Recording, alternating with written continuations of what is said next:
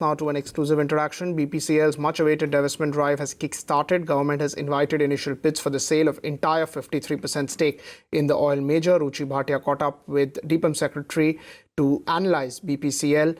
Will it see good demand from investors or not? Let's listen in. The process, as you know, that well-defined process is there. We have the expression of interest, followed by once we have the qualified bidders, they go through the due diligence and then financial bidding, and then of course signing and closing. We hope to conclude this in the first half of next financial year.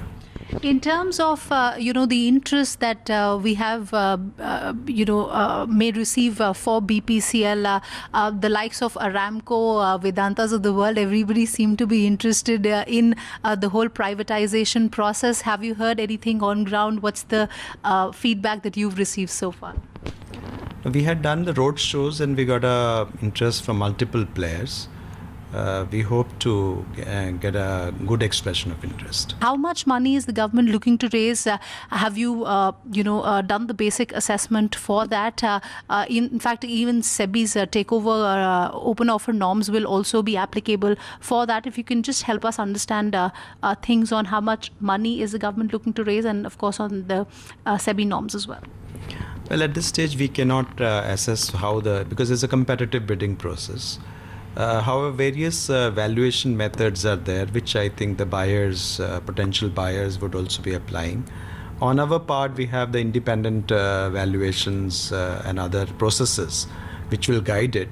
So at this stage, it will be difficult to say anything. But I think market cap of BPCL is available for, of course, it keeps varying. But then what they will actually have to offer will depend upon the way the competitive process proceeds. Right. In terms of this year, the government had set out a revised disinvestment target of 65,000 crore rupees. So far, we've seen the government being able to raise close to 35,000 crore rupees. The time period is very short. The volatility in the market is very high on account of corona outbreak. Is there a fear that perhaps the revised target itself may not be met? Well, we are trying our best, and we have a few strategic disinvestments that will be closed. They are very near closing. Which is the NIPCO THDC? Well, the NIPCO THDC, and we also have Kamraja Port. So these three strategic disinvestment, I think certainly we will be closing in the month of March. There are other transactions are also on the offing. But then I think a lot depends also on the market interest.